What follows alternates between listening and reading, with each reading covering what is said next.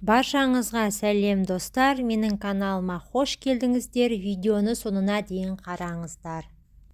Бүгін сіздерге раковина тазалаудың ең оңай жолмен бөлісетін боламын.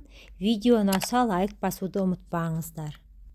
Раковина тазалау үшін бізге қажетті заттар: тұз 3 ас қасық, ас содасы 2 ас қасық, уксус және 1 литр ыстық су қажет.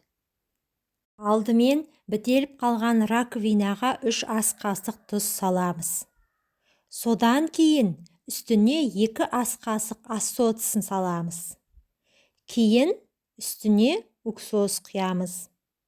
Осындай реакция жүруі керек.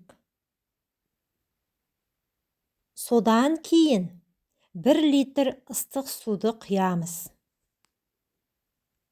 Нәтижесі өте керемет, раковинаңыз ұзаққа дейін бітелмей тұрады. Сіздер де осы әдіс арқылы раковинаны тазартып алыңыздар.